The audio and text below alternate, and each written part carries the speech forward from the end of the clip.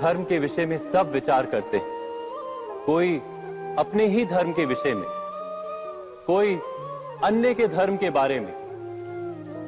किसी के अधर्म को लेकर चर्चाएं होती ही रहती हैं। कोई भी ऐसा नहीं है जो धर्म के विषय पर विचार ना करता हो।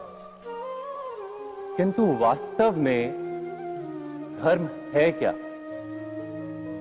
क्या कोई ये समझ पाया है?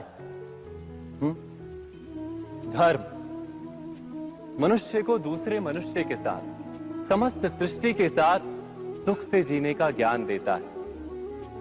यही कारण है कि किसी धर्म के स्थान पर मनुष्य को सदा ही शांति प्राप्त होती। क्या यह आपका अनुभव नहीं? अर्थात धर्म मनुष्य के सारे संघर्षों का नाश करता है। पर यह किस प्रकार संभव है कि किसी मनुष्य को किसी अन्य के साथ कोई संघर्ष ना हो?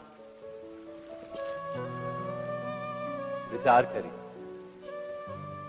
जहां प्रेम होता है क्या वहां संघर्ष भी होता है?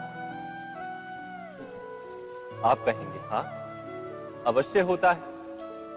किंतु आप थोड़ा और विचार करेंगे तो ये जान जाएंगे कि जिस समय संघर्ष होता है उस समय प्रेम का विस्मरण हो जाता है और फिर इच्छाएं जागती, अहंकार जागता है, क्रोध जागता है, पर प्रेम ना, प्रेम नहीं जागता।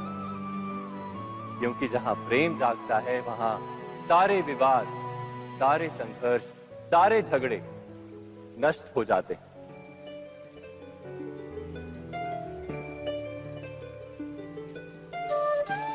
यदि ऐसा ही प्रेम सारे विश्व के लिए जागे तो केवल मनुष्य नहीं, पशु पक्षी के लिए, घास के तिनके के लिए भी यदि हृदय में प्रेम हो तो क्या कोई क्रोध का कारण रह जाता है? नहीं ना। एक व्यक्ति के हृदय में दूसरे व्यक्ति के लिए जो प्रेम का भाव होता है, वही प्रेम भाव समस्त सृष्टि के लिए हो तो उसे करुणा कहा जाता है। करुणा अर्थात सारे विश्व का स्वीकार, सबके लिए केवल प्रेम और कुछ नहीं, कहीं किसी के लिए कोई विरोध नहीं।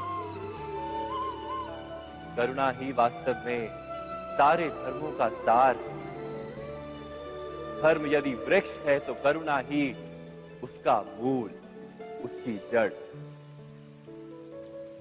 पर बार बार ऐसा समय आता है कि मनुष्य धर्म के मूल को ही भूल जाता है, कुछ नियमों को, परंपराओं को पकड़कर बैठता है और करुणा को भुला ही देता है। और ये जगत भर जाता है संघर्षों से, ईर्ष्याओं से, शोषण से, क्रोध से, बैर से, अर्थात अधर्म से। और तब परमात्मा को अवतार धारण करना पड़ता है मनुष्य को वास्तविक ज्ञान देने के लिए। महाभारत की एक कथा भी ऐसे ही समय की कथा है जब कुछ लोग परंपराओं को धर्म मानकर जीते थे और दूसरे अधर्म से भरे थे। क्रोध, बैर, महत्वाकांक्षाओं के भंवर में फंसकर धर्म का नाश कर रहे थे।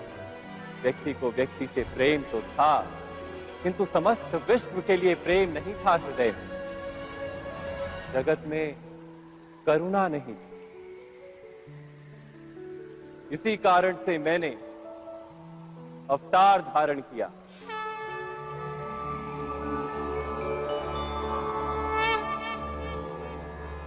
परित्राणाय साधूनां, साधुओं को मुक्त करने के लिए, विनाशाय च दुष्कृतां, बुरा कार्य करने वालों का नाश करने के लिए,